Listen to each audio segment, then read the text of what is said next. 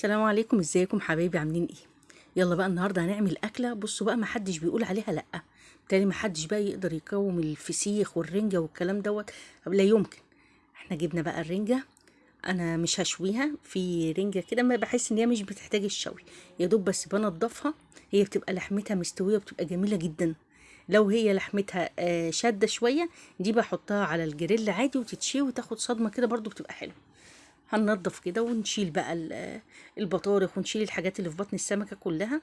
طبعا البطارخ دي ما بتترميش، البطارخ دي بقى بتتعمل سلطة كده مع طحينة طماطم فلفل بصل، وتحبشيها بقى وتاكلي منها احلى سلطة بالبطارخ. كمل بقى تنظيف كده. تشيل الشوك كله، وبعدين بقى بصوا بسلخ الجلد بتاعها. بتشيليه من فوق. بص هقسمها نصين، وبعدين بشد الجلد من فوق من هنا. الأكلة دي بقى سهلة وسريعة وما شاء الله كده بتفتح النفس.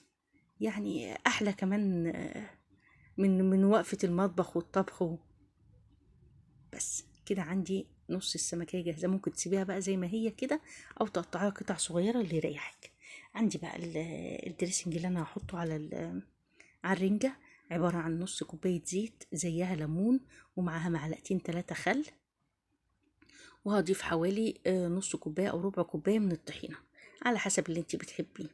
ولو عايزاها سبايسي ضيفي لها بقى معلقة شطة مطحونة، تبقى تمام قوي. لو الرنجة بتاعتك حادقة شوية، اعملي الدريسنج دوت بتاعها من قبلها بساعتين 3، وسيبيها تتنقع فيها، هتنزل الملح زيادة، وهتيجي تاكليها تلاقيها حلو. يلا بقى نسمي بالله.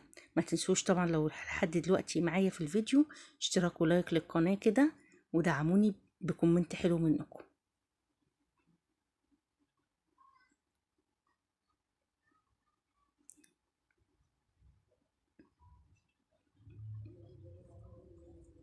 طبعا انت عايزه تزودي تقللي اللي يريحك طبعا.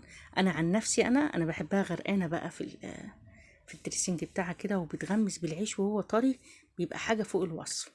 وادي الاطباق بتاعتنا بعد ما جهزت. قدمها بقى مع خيار، مع خس، مع بصل اخضر، اللي يريحك، بطاطس محمره. دي حاجه بقى انتي وراحتك، وشوفي عيلتك بتحب ايه. يا رب يكون الفيديو عجبكم وفاتكم.